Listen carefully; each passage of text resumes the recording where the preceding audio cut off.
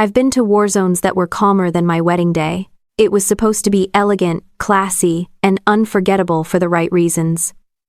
Instead, it turned into a public spectacle that most of Manhattan's upper crust is probably still gossiping about.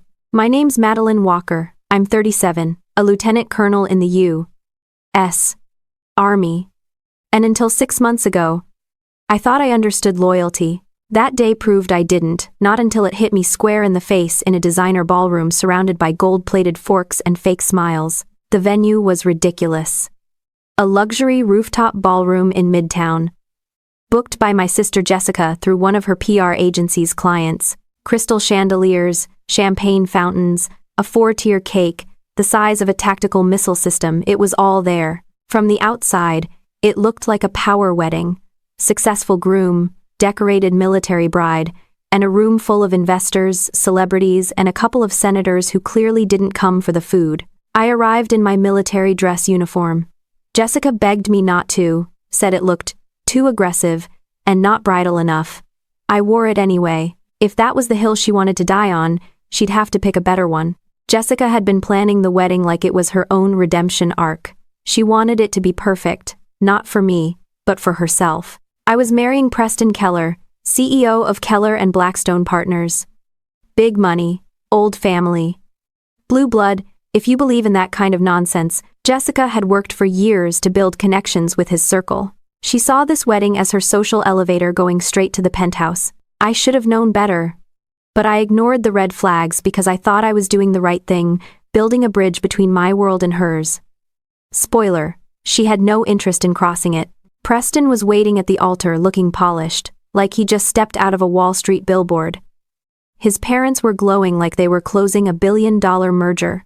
My dad, William Walker, came in quietly through a side door. He wore his old brown suit from the 90 seconds, the same one he wore to my officer commissioning ceremony. And again to my first promotion. I told him he didn't need to dress up. He did anyway. I spotted him immediately standing near the back, trying not to be seen, like he didn't quite belong. The second I moved toward him, Jessica intercepted me, grinning wide for the photographers, and whispered through her teeth, "Dad's here. Why didn't you warn me?" I blinked. He's my father. Why would I need to warn anyone? He's standing next to the hors d'oeuvres like he's lost, she hissed. Couldn't he have worn literally anything else? That suit's older than most of the guests. I ignored her and tried to go greet him, but Preston's mother grabbed me for a photo. Then came the whirlwind. Introductions, cameras, fake laughter, champagne I didn't drink. My dad stood in the corner, alone, with his hands folded in front of him like he was waiting for a funeral to start. When it was time for group photos, Jessica took over. She arranged Preston's side like a symphony, parents here, board members there, some guy from the SEC for flair. Then she turned to me and said, "Let's keep it tight. Just you and Preston for this one." "Where's Dad?" I asked. She rolled her eyes.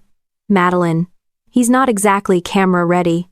I stared at her. "What does that mean?" "It means he looks like he wandered in from a bus stop," she said too loudly. Some nearby guests chuckled. One of them muttered, "Guess every family's got that one uncle." "He's not an uncle," I said. "He's my father." Jessica crossed her arms. "And he's standing there in a Goodwill suit like he's at a church potluck." I stepped away and walked over to him. "Dad, come take the photo." He hesitated. "I don't want to ruin anything." "You're not ruining anything," I said, louder than I meant to. He nodded and followed me. His shoes squeaked on the marble floor. No one made room. Preston looked at him like someone had just let a dog onto the dance floor. Jessica was frozen, lips tight. We stood for one photo. One. Afterward, Jessica pulled me aside again. "I told you this was a mistake. Now people are talking." I looked her dead in the eye. Let them. We sat for dinner. The toasts began. Preston's best man told some rehearsed jokes. His mother cried during her speech. Then Jessica took the mic. She smiled wide, raised her glass, and said, "When Madeline and I were little girls, I used to say she was born to serve. And now she really does our country, our community, and today, our future. But even the strongest women need guidance, and while our mother's watching from heaven, I know she's proud." Because even though Dad couldn't give us much, he gave us something to fight against. Some people laughed. I didn't. Neither did my father. He sat silently, staring at his plate like he was trying to disappear into it. Jessica sat down, beaming. Preston leaned over and whispered in my ear, "She's got a way with words, doesn't she?" I didn't answer. I looked at my father, then at the room. Not one person in that entire building had done what he'd done. Not Preston, not his investment buddies, not even the 2 senators who'd proudly served in an air-conditioned office somewhere during college. My dad worked 2 jobs, so Jessica and I could finish school. He never missed a single event in my military career. He taught me how to hold a rifle, change a tire, stand up straight, and look people in the eye.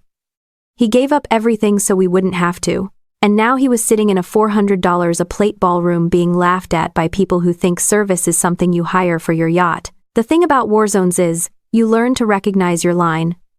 The moment you're not willing to cross, I just found mine. My chair scraped back before I even realized I was standing. It wasn't dramatic. It wasn't loud. But something in me had snapped clean, the kind of snap you don't tape back together with polite smiles and family photos. Jessica was still laughing with a cluster of guests when I stepped into the aisle. The room quieted just enough for the sound of her voice to carry farther than she intended. She spotted me and stiffened, like she'd just realized the mic was still on. I didn't say anything. I didn't need to. I just walked toward my father. Each step felt heavier, like the air in that ballroom had doubled in density. Dad looked up when I reached his chair. His eyes were calm, steady. He didn't say a word, but I could tell he understood something had shifted. He always noticed things before I did. Jessica hurried after me, the click of her heels sharp enough to cut glass. "Madeline, can you stop making this weird? People are watching." People had been watching since the moment she opened her mouth at the podium. A waiter passed behind us, paused, looked at Dad with the kind of pity that implied he thought my father was lost or confused.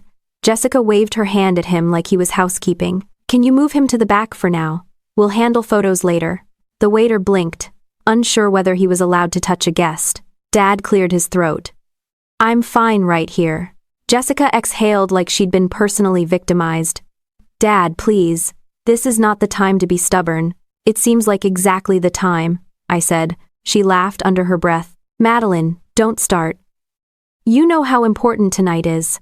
Preston's board members are here. Investors are here. People who matter are here." Dad didn't even flinch, but I did. "People who matter?" I repeated. She waved her hands again, flustered. "You know what I mean." "No," I said. "I really don't think I do." Her eyes darted to the guests staring at us. She plastered on a smile like everything was fine. "Dad just needs to step aside until we get the formal shots done." "We already took them," I said.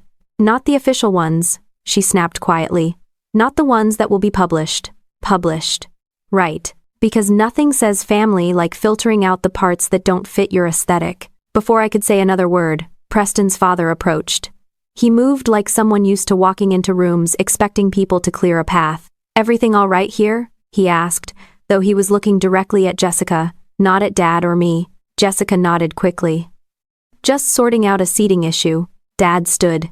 "If I'm causing problems, I can step outside." That landed harder than anything Jessica had said. He wasn't angry, he wasn't bitter. He was offering to leave my wedding so my sister could keep pretending she lived inside a magazine spread. I put my hand on his arm. "You're not going anywhere." "I," Jessica muttered. "Oh my God," under her breath. More guests stared. Some whispered. A few smirked, enjoying the spectacle. Nothing entertains wealthy people more than someone else's embarrassment, especially when it's free. I turned to face my sister fully. "You don't get to treat him like this." "I'm treating him according to the environment we're in," she said. "Madeline, be realistic. He sticks out. He's my father, not decor." She threw her hands up. "I worked hard to make this a high-profile wedding. This is important for Preston's business, my career, your future. You showing up in uniform is one thing." "But Dad..." "Finish that sentence," I said.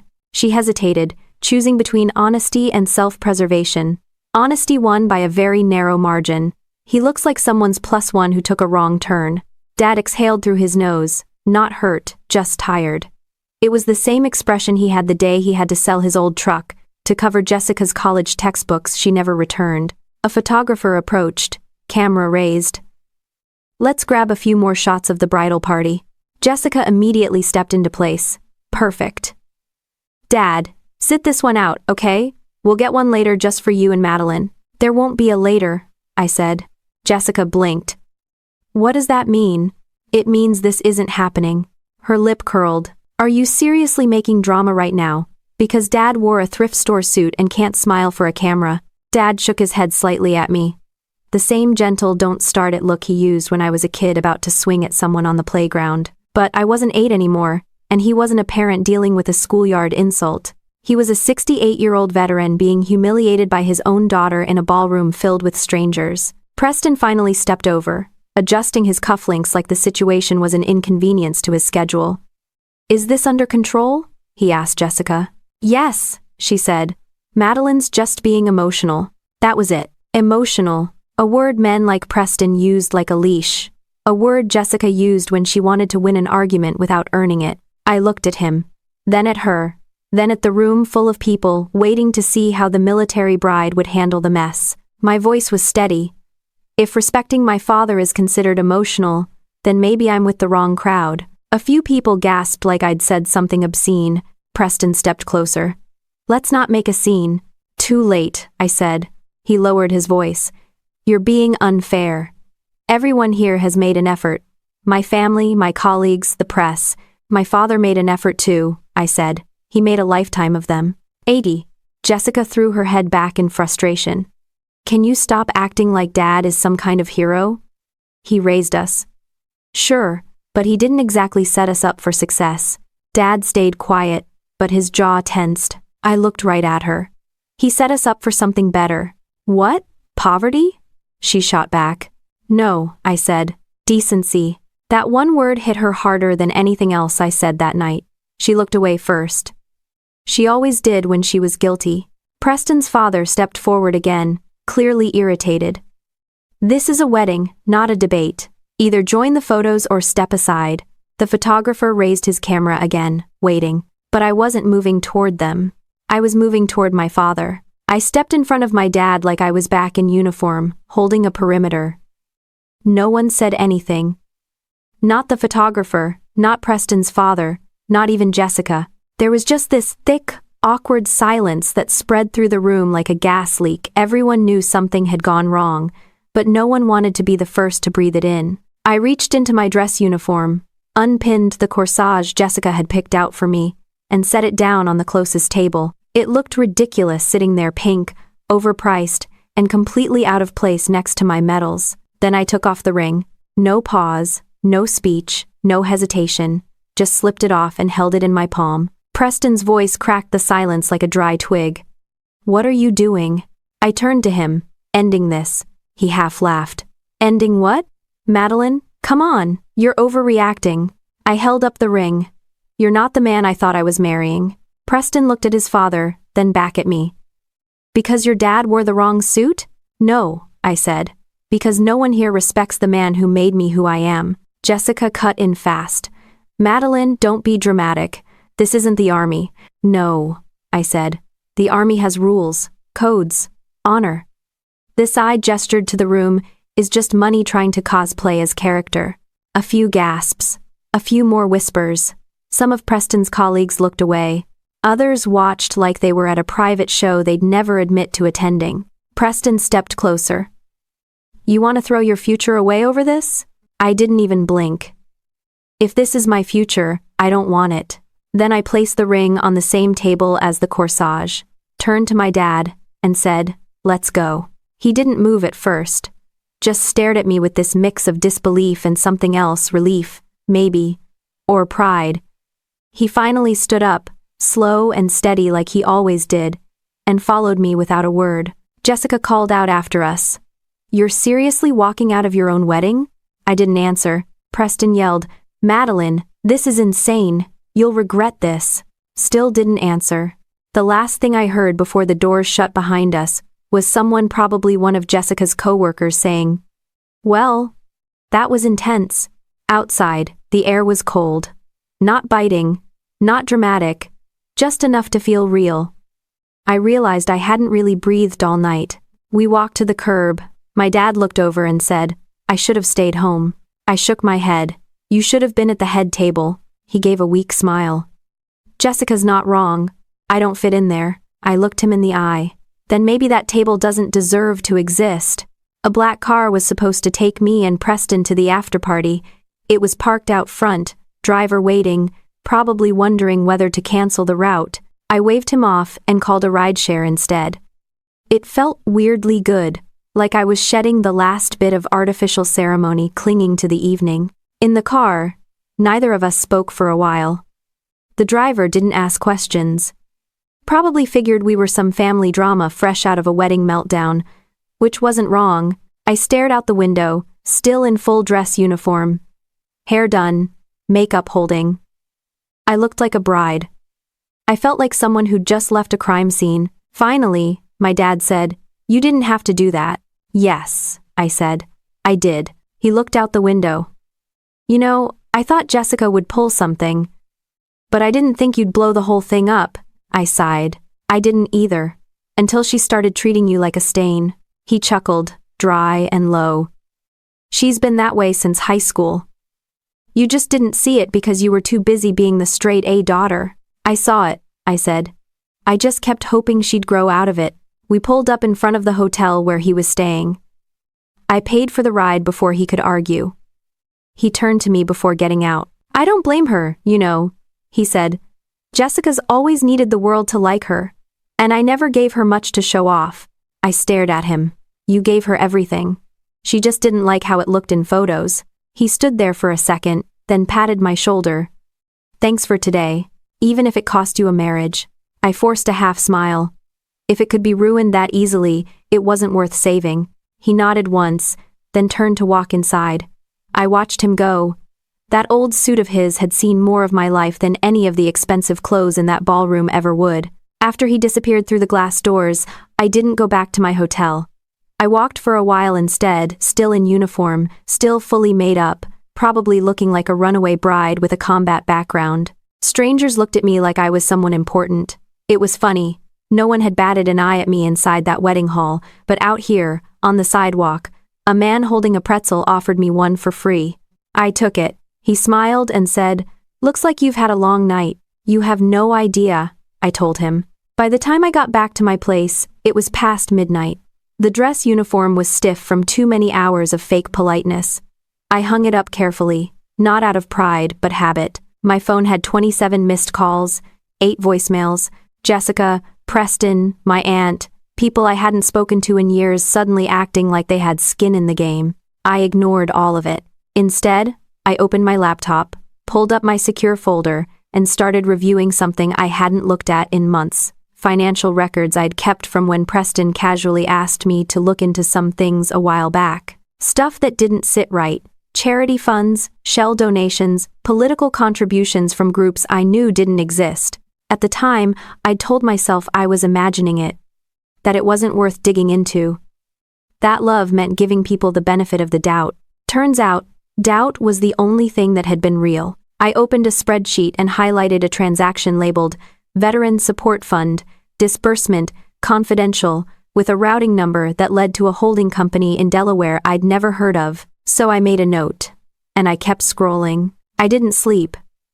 There was nothing restful about that kind of night. My inbox was flooded by morning emails from event vendors, a PR firm Jessica had apparently hired without telling me, and a polite message from Preston's assistant asking whether I still wanted to move forward with the joint press announcement. That one made me laugh. Not the kind of laugh you want to hear from someone in uniform. I didn't respond to any of it.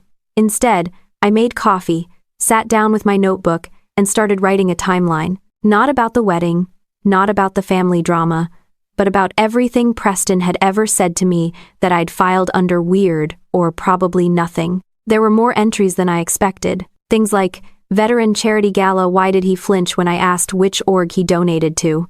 Or, he said he hates military parades, too performative, but he's never served. Or the time I caught him saying to one of his buddies, "Maddie's uniform is great for optics, right?" It stopped being a relationship the moment I realized I was a marketing tool. I'd seen that look on people before at fundraisers, campaign stops, charity boards, the kind of guy who sees a uniform and thinks image boost, not service. Preston had used me as camouflage, and I'd walked right into it. The thing about military training is that it doesn't make you paranoid, it just sharpens your instincts, and mine were telling me something stank. The more I reviewed Preston's financial paperwork, the stuff he casually asked me to double-check because, "You're good at numbers, babe," the more questions popped up. Shady 501c3s, LLCs with zero digital presence, contracts with veterans organizations I'd never heard of, even after 15 years in the military network, and a bunch of consulting fees labeled as community outreach that went to luxury real estate firms, because nothing says giving back to veterans like a condo in Tribeca. It wasn't just bad optics, it was likely criminal. I needed more than suspicion. So I made a few calls. Discreet ones. First, I called Sam. We'd served together in Afghanistan, and after retiring, he joined the IRS Criminal Investigations Unit. He owed me a favor or two. I didn't ask him to break any laws. I just asked, if someone wanted to hide donations in a shell charity, what would that look like? He sighed. Like half of Wall Street. But yeah, I can send you a template, hypothetically. Then I called Nadia, an investigative journalist I'd met at a military roundtable 3 years earlier. She specialized in following dirty money in political nonprofits. She picked up after 2 rings and said, "Tell me you've got something good." I might. Is it legal good? Or scandalous good? Both. Askinid. I gave her the basics, no names, just structure, and she immediately asked, "You want this public or buried?" "Neither," I said. "I want it verified." By that afternoon, I had a working theory. Preston and his firm had been laundering donations through fake vet charities to boost political favors, curry PR, and possibly avoid taxes. I didn't have all the dots connected yet, but the pattern was starting to show. I left the house around 5. I needed air. Needed a clear head before I went any deeper. The city moved like it didn't care about what had happened to me the day before. And honestly, that was kind of comforting. No whispers, no stares, just regular people avoiding eye contact on the subway like civilized New Yorkers. I got off 3 stops early and walked the rest of the way to my dad's hotel. He opened the door already in his jeans and boots. No suit, just him, the real him. "You okay?" he asked. Define okay. He moved aside. "Coffee's still hot." I stepped inside.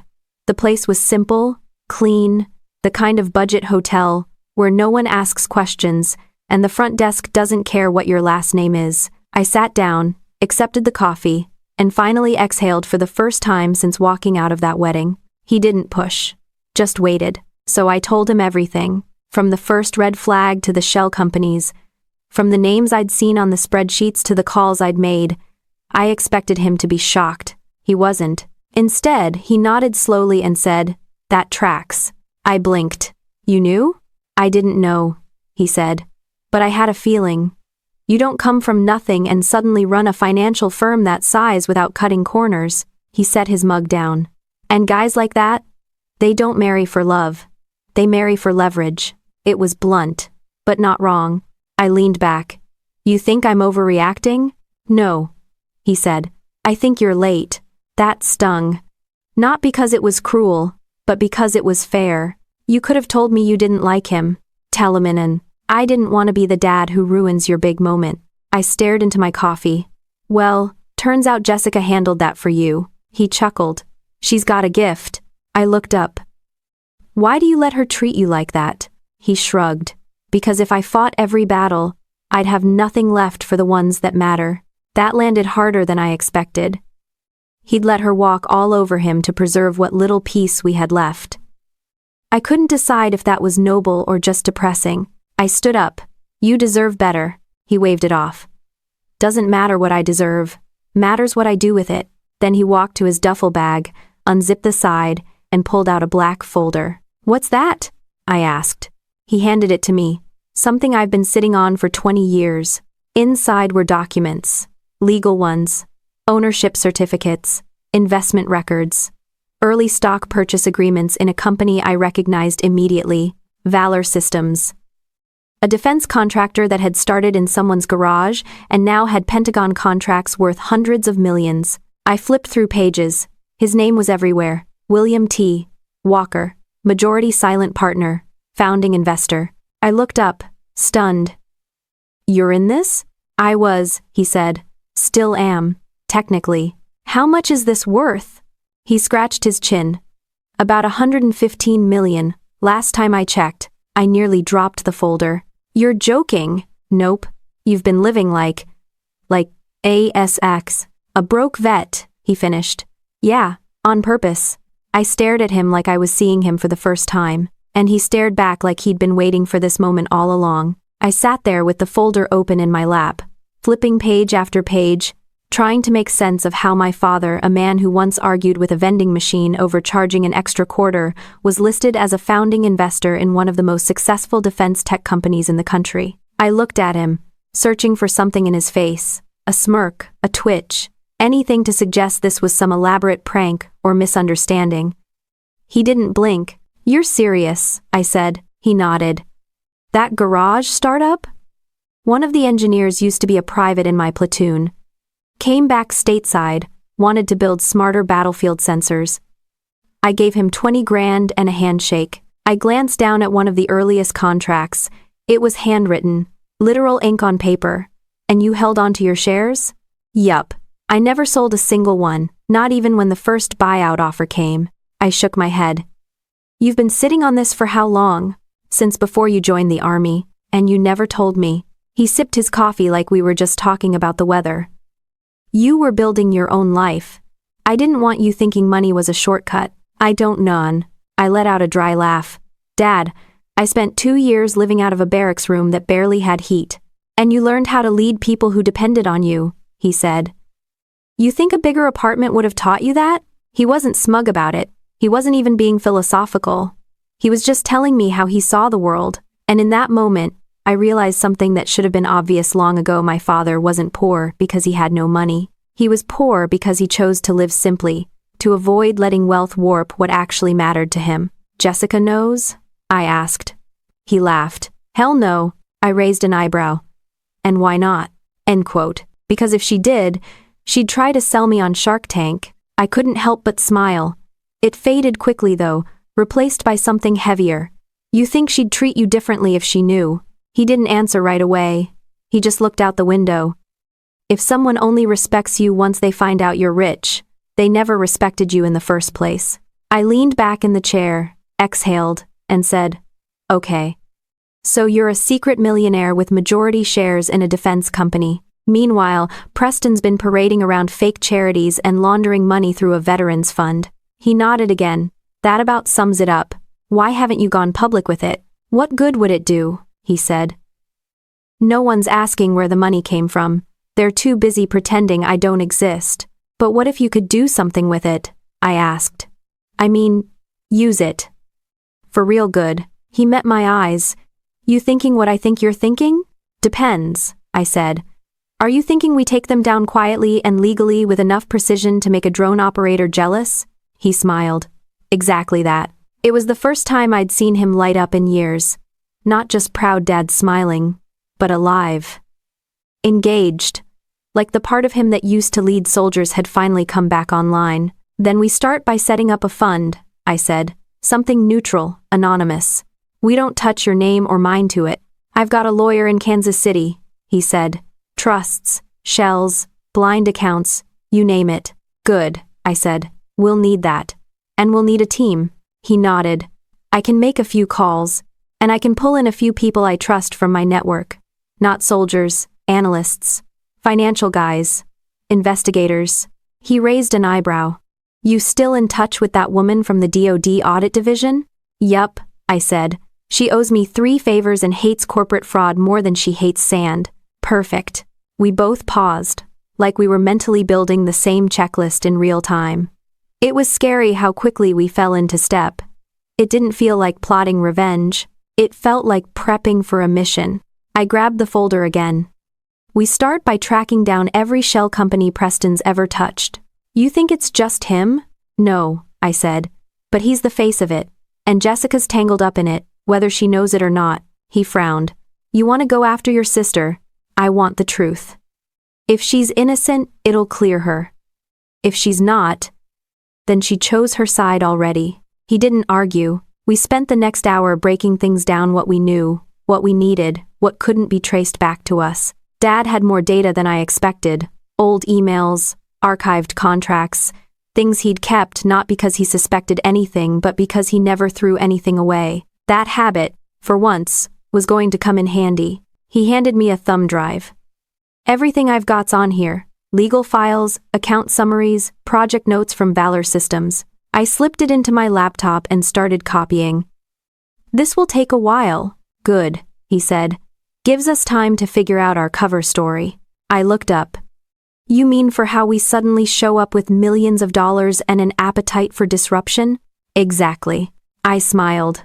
We'll call it strategic patriotism. He laughed. Sounds like a think tank. End quote. I'll buy the domain later. We were still sitting there, planning, when his phone buzzed. He picked it up, squinted at the screen, then showed it to me. A text from Jessica. You and Madeline made a huge mistake. I handed it back without reading the rest. He deleted it without blinking. There was no grand emotional moment, no violin swell.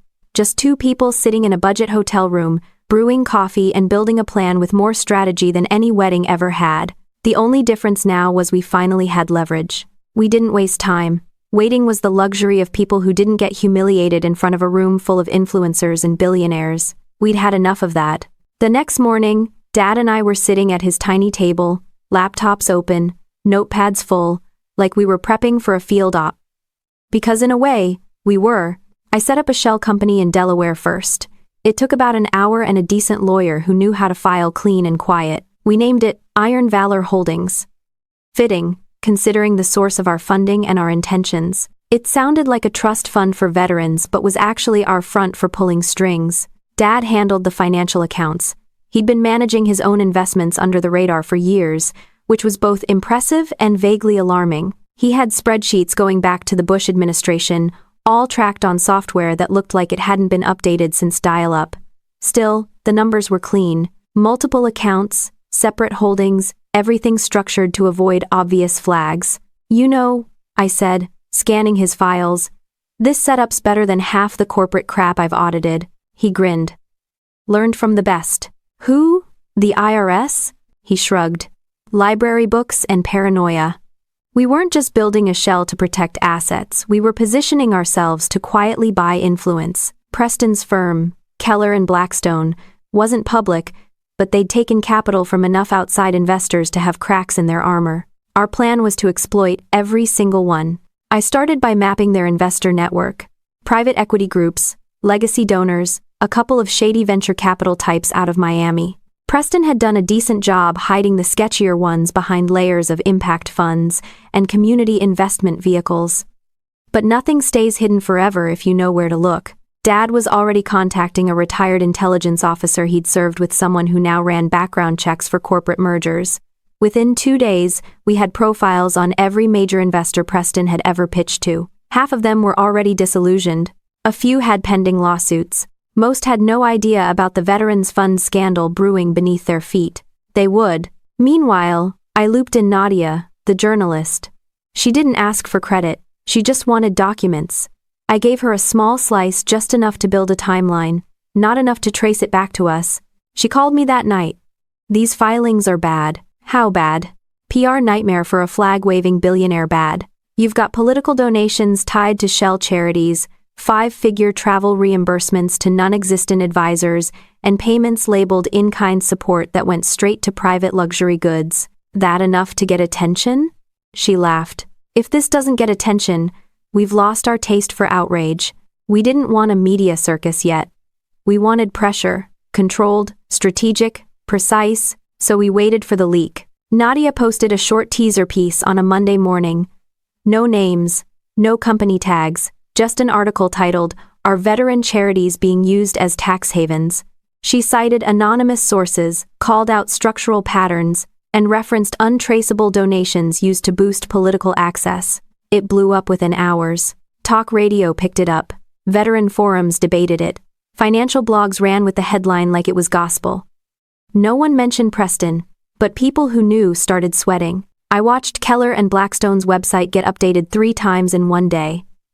"We proudly support our nation's heroes" got buried in the About page by lunch. That night, Dad poured 2 glasses of whiskey, slid one toward me and said, "We just kicked the beehive." "Good," I said. "Now let's start collecting honey." The next step was buying influence. Slowly, quietly. Through iron valor, we began acquiring small shares in companies tied to Preston's portfolio. Not enough to control anything, but enough to get into the room, enough to ask questions at board meetings, request audits, and introduce third-party oversight. I hired a freelance financial team, 3 former analysts from different firms, all under tight NDAs. Their job was to comb through public records, compare filings, and identify inconsistencies in Preston's asset management. One of them, a guy named Alex, emailed me midweek. His subject line just said, "You need to see this." Attached was a ledger from one of Preston's donor accounts. It included a recurring payment to a consulting firm registered in the Cayman Islands. The kicker? The account was linked to a woman named Riley Astor, not a partner, not a staffer, a model, 26. Once interviewed on a podcast where she described herself as a philanthropic influencer, I looked her up. Every picture screamed, "This person doesn't know what a 1099 is." Dad read over my shoulder.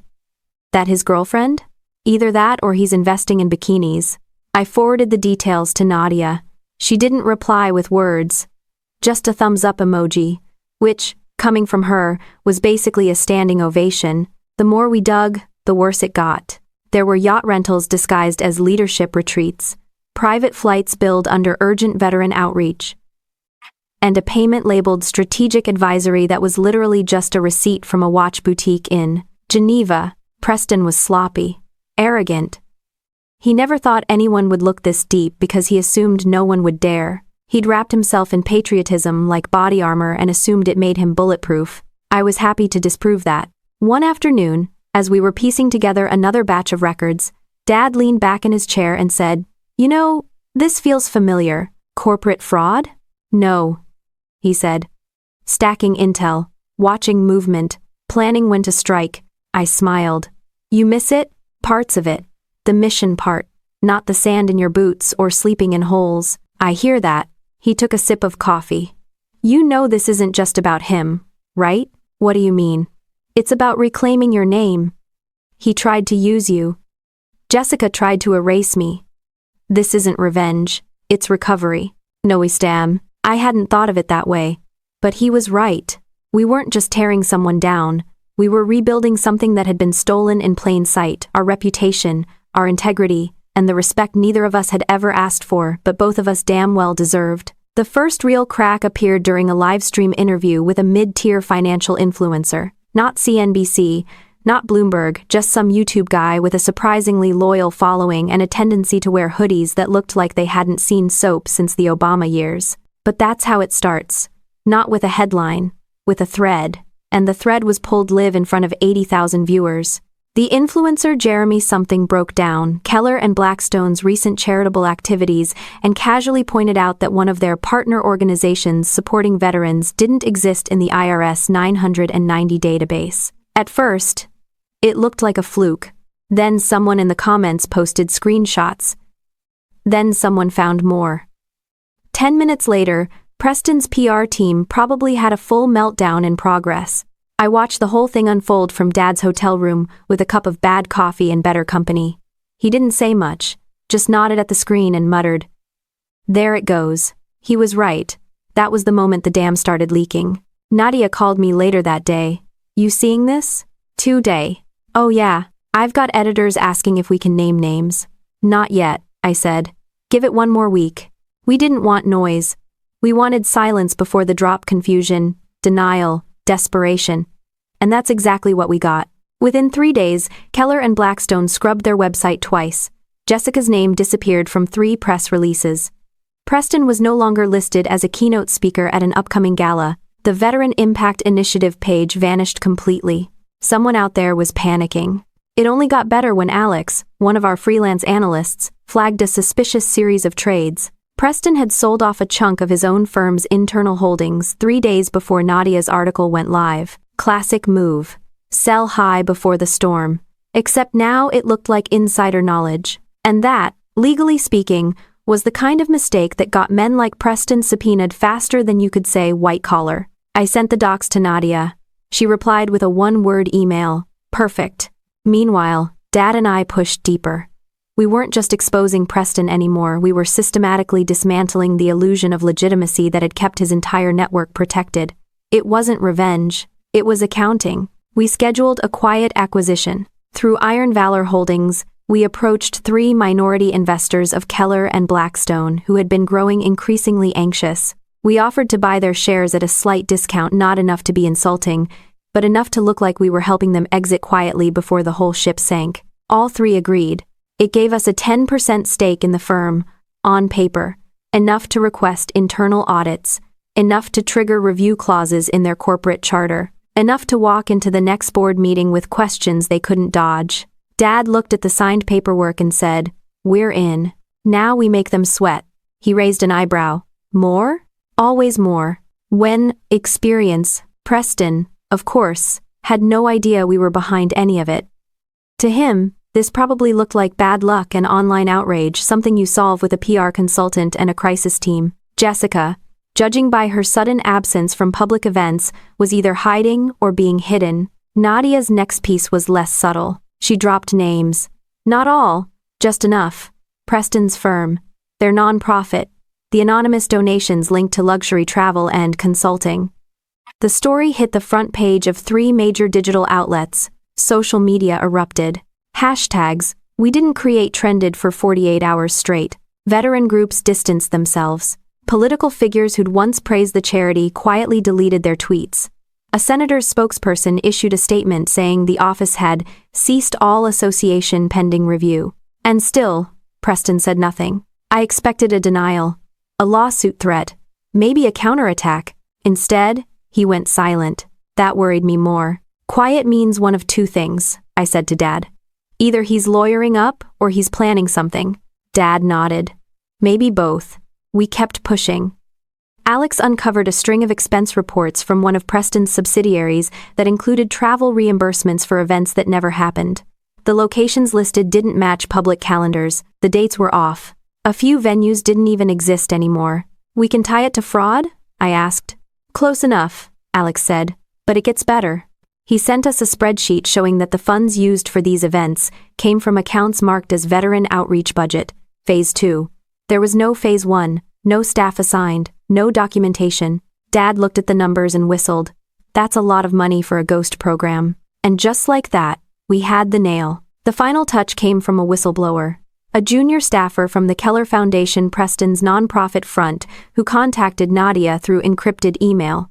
She didn't want money, didn't want her name used, she just wanted out. Said she couldn't sleep at night knowing what was going on. She forwarded emails. Internal memos.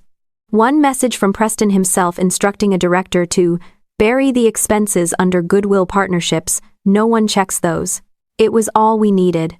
I compiled the documents into a full report, sent copies to legal, financial, and regulatory contacts I trusted. Not government agencies. Yet, just people who could verify the evidence and confirm we weren't losing our minds. They all came back with the same answer. This was real. Bad, but real. Dad looked at the report and said, "Now what?" I closed the folder. "Now we crash the party." He raised an eyebrow. "Literally?" "No," I said, figuratively. But close. The next board meeting for Keller and Blackstone was coming up. We had enough stake to attend. Enough to vote.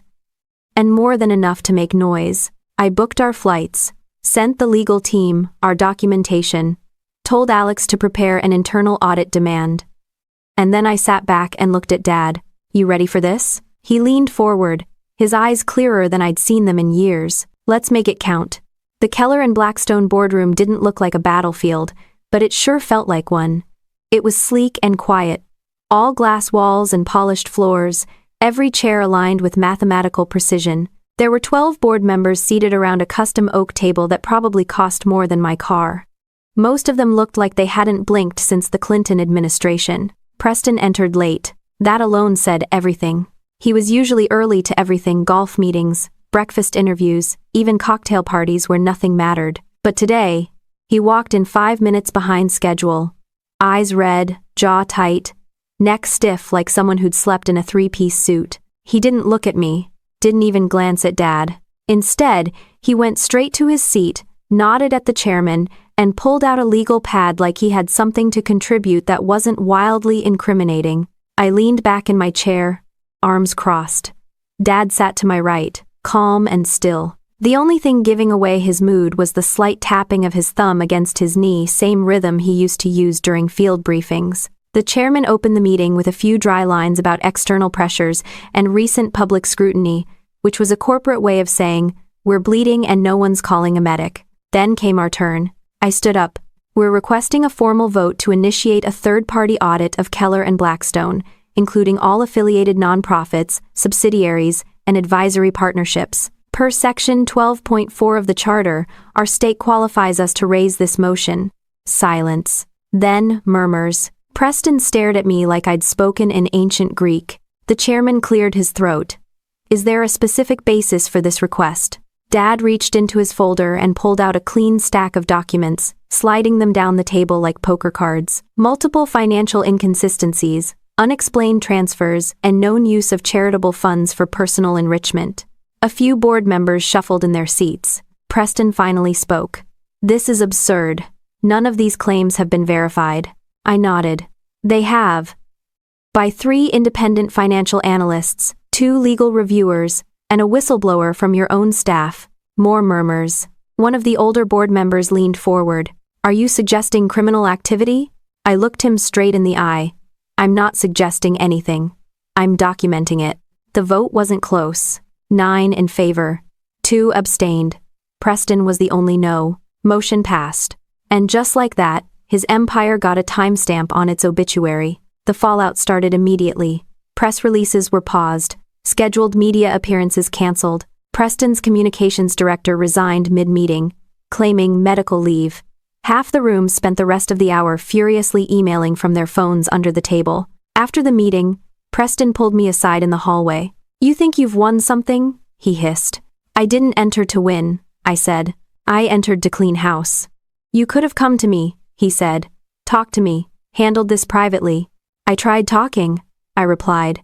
"You laughed it off. So now we're here." He looked at Dad, standing a few feet behind me. "You put her up to this?" Dad smiled, just barely. "She didn't need my help." Preston's mask cracked, just for a second. "You're nothing. You always were." Dad didn't flinch. And yet, here we are. We walked away. That same afternoon, our legal team sent a formal complaint to the Attorney General's office, backed by the audit vote and the whistleblower testimony. Not a lawsuit. Not yet, just enough to start the pressure, to let regulators know they were officially on notice. Preston didn't show up to work the next day. Jessica did. She walked into the building like it still belonged to her. Hair done, blazer perfect, eyes cold. She didn't acknowledge me in the lobby, pretended I was a stranger. It was familiar. She tried to enter the executive suite using her old pass. It had been deactivated. 2 security guards politely escorted her out. One of them even apologized, like she was some confused executive's wife who'd wandered in by mistake. I watched it from a nearby bench with a lukewarm coffee and zero sympathy. Later that week, the story hit the Wall Street Journal. Whistleblower exposes financial misconduct inside veteran charity giant. No names were redacted this time. The article cited specific accounts, dates, and even included one of Preston's internal memos, the one where he told his staff to bury optics problems under impact language. Social media turned hostile fast. You could see the exact moment public opinion flipped. Posts that once praised Preston's philanthropy were now being edited, deleted, replaced with statements like, "We were misled," or "We've launched an internal review." Jessica's own firm released a statement saying they had suspended all partnerships pending full clarification. I didn't feel bad. I didn't feel much of anything. Preston tried to call twice. I declined both times. He sent a text. "This is going too far." I didn't reply. Dad and I spent the rest of the week finalizing our acquisition plan. More investors approached us quietly, nervously, asking if we were buying more shares. They didn't want to hold on to sinking stock. They didn't want their names attached to a scandal. We scooped up another 8%, pushing our stake over 20%. Enough to force changes. We called for another board meeting. This time, with the agenda clearly stating, "Vote on executive suspension and leadership restructuring." Preston didn't attend. Jessica showed up, not as a participant, but as a spectator. She sat in the back, arms crossed, wearing sunglasses indoors. Classic move. The vote passed. Preston Keller was suspended indefinitely, pending legal review. We issued a press release not through Keller and Blackstone, but through Iron Valor Holdings. Simple, clean, and brutal. Leadership restructuring underway at Keller and Blackstone. Veteran-focused oversight committee to be established. Dad read the release 3 times before folding the paper and sliding it across the table. Didn't think I'd live long enough to see a bunch of crooks eat their own press kit. I raised my coffee. Here's to surviving longer than the lies. It's Guy's Discover sighed. He clinked his mug against mine. It wasn't champagne, but it hit better. We didn't celebrate. Not in the way people expect. There was no party, no confetti, no smug laughter. Just quiet satisfaction. The kind you only get when justice walks in wearing boots instead of suits. Jessica didn't call. She showed up. 2 days after the vote, I was back in the office Keller and Blackstone used to control. A dozen staff had already cleared out. The air smelled like fresh paint and panic. Half the logos were gone from the walls. Most people walked like they were trying not to be seen by ghosts. I was reviewing security reports when the front desk buzzed. "Madeline," the receptionist said carefully, "your sister's here." Of course she was. I didn't go down right away. Let her wait. Whatever storm she'd walked in carrying could sit in the lobby with the others who thought entitlement was a badge. 5 minutes passed, then 10. Finally, I went to meet her. Jessica stood near the elevator in a cream-colored blazer, designer bag in hand, sunglasses perched in her hair like she still expected paparazzi to chase her. Her expression was hard to read, half composed, half unraveling. "Nice building," she said. I folded my arms. "It used to be." She looked around. "Doesn't feel like Preston's anymore." "It's not." She nodded, then gave me a tight smile. "So, you're really doing this?" "We've already done it." She exhaled sharply through her nose. "You destroyed his entire career. He built it on stolen money and fake patriotism." I just turned on the lights. She took a step closer. "You don't feel even a little guilty?" "No." She blinked. "Seriously?" "Seriously." Her mouth pressed into a line. "Dad's okay with all this?" "He's the one who handed me the first file." That landed like a slap. She didn't hide it. "So this was your plan the whole time?" she asked. "No," I said. "My plan was to get married. You remember that part?" Jessica looked away. "My plan was to marry a man I thought respected me, and to have my family there not silently watching as our father got humiliated by people who think stock options are personality traits. I didn't mean for that to happen. You meant every part of it. You didn't want him in the pictures. You didn't want him near your circle. You didn't want people to know where you came from." She didn't deny it. Just stood there, silent. "I spent my whole life defending this country," I said. "You couldn't even defend your own father at a table with name cards and imported roses." Jessica's jaw tightened. "You think you're better than me because you wore a uniform?" "No," I said. "I think I'm better than you because I know what loyalty looks like." That cracked her a little. I saw it. The mask slipped. Her hands trembled as she crossed her arms. A defensive tic I remembered from our teenage years. "I was trying to build something," she said. "A future. For both of us." "No," I replied. "You were trying to climb, and you didn't care who you stepped on." Jessica finally sat down on the bench near the elevator, shoulders sagging. "You don't understand what it's like, trying to prove yourself in rooms where no one thinks you belong." I raised an eyebrow. "You think I don't know that feeling?" I meant, no. You meant exactly what you said. And here's the truth. You were so focused on being accepted by strangers that you kicked out the only people who actually loved you. She looked up at me, tears forming, but not falling. I didn't want it to go this far. It didn't have to. I didn't know what Preston was doing. I swear. Then you're either a liar, or you were complicit through willful ignorance. You choose. Jessica wiped her eyes quickly, like crying made her weak, like showing emotion in a battle she was losing violated her image. "I lost everything," she said softly. "You lost what never really belonged to you. I lost my reputation, my business connections, I can't show my face at any event without people whispering. My own clients are dropping me. That's not my fault. It's yours and Dad's. I crossed my arms again. You're still pointing fingers? She looked away. Silence lingered between us, thick and tired. Then, finally, she said, I'm sorry. Not loud, not dramatic. Just a whisper. The kind of apology that tastes like regret more than guilt. I didn't rush to forgive her. I'm not here for closure, she added. I just needed to say it. I needed you to hear it from me, not from an email or a lawyer or someone else. I nodded once. That was all I could give her. I'm going back to L.A., she said. Stay quiet for a while. Probably a good idea. She stood, straightened her blazer, took one last look around the lobby like she might never see it again, which, honestly, she probably wouldn't. I hope you and Dad are happy, she said. I didn't answer. She pressed the elevator button. The doors opened. She stepped in. Just before it closed, she said, You were always the strong one. The doors shut. I didn't stand there feeling triumphant. I didn't feel victorious or justified or any of the things movies make revenge look like. I just felt done. I went back to the office, sat down across from Dad, and told him she was gone. He nodded. She say anything? She said sorry. He didn't react. You believe her? I believe she needed to say it. He leaned back in his chair, then let her carry it. We had work to do. The fallout was still settling. We'd gained control of the company, but there were still contracts to review, staff to restructure, and a culture of rot to clean out. The real mission had just started, and neither of us was in the mood to celebrate a halfway victory. Dad poured 2 coffees. No speech, no toast. Just coffee and silence. I took mine and stared out the window. The city moved on like it always does, fast, loud, uncaring. But I wasn't standing in its shadow anymore. 2 weeks later, the Keller and Blackstone name was officially dissolved. We didn't hold a press conference. No ribbon cutting, no rebranding campaign, no media stunt.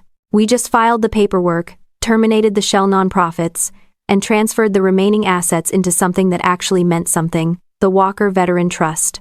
The name was Dad's idea. I offered to leave Walker out of it. He said no. If we're putting our name on anything, he told me, make sure it's something that gives more than it takes. The trust would fund real veteran initiatives, mental health support, job training, legal advocacy. No luxury condos, no yacht galas, just tangible help for people who'd been ignored long enough by the same suits who once used us as political props. Most of the former board wanted out. They offered to sell their shares, to hand over operational control. No resistance. No negotiation. They knew the ride was over and wanted off before the cleanup started. We bought what was necessary, left the rest, and rewrote the corporate bylaws from scratch.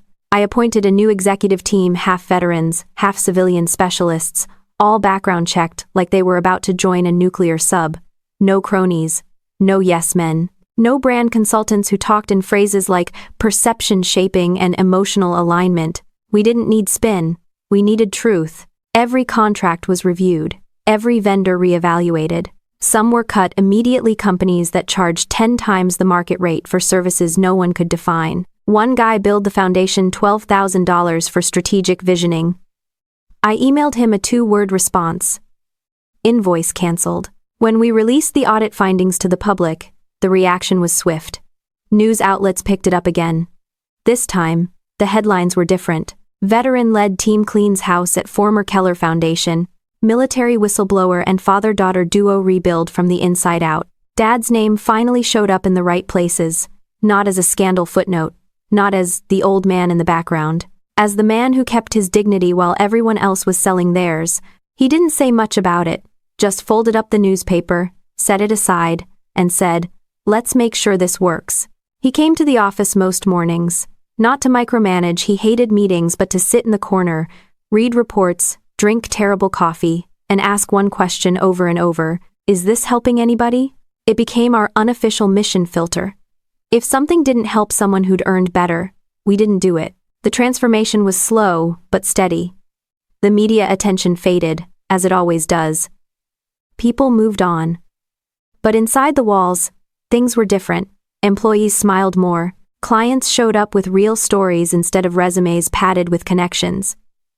Veterans emailed us asking how they could volunteer. We were building something real, finally. One morning, I got a call from a nonprofit leader who used to avoid us. He ran a transitional housing program for veterans coming out of incarceration.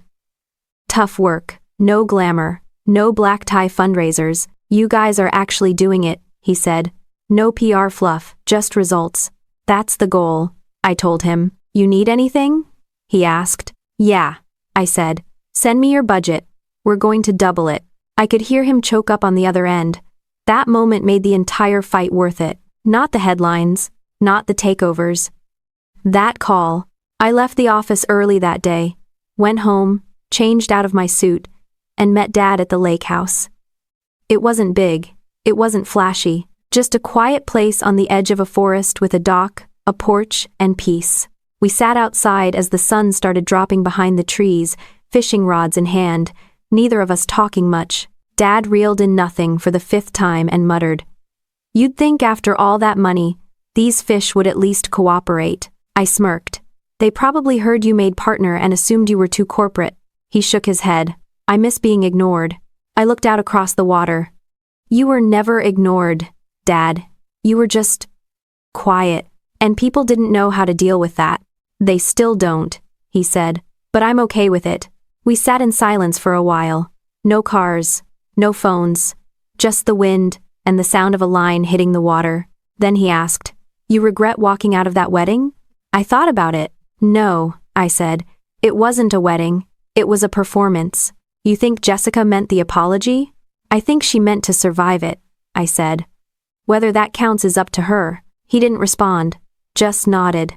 We packed up as the light faded. No big conversations, just the small rituals of people who trust each other enough not to fill every silence. As we walked back to the house, he said, "This is the first time in a long time I've felt like we're not just getting through the day." "Same," I said. He paused at the steps. "You know I never wanted you to carry all this." "I didn't," I said. "We carried it together." He smiled at that. "Guess you were paying attention after all." Inside, the fireplace was already lit.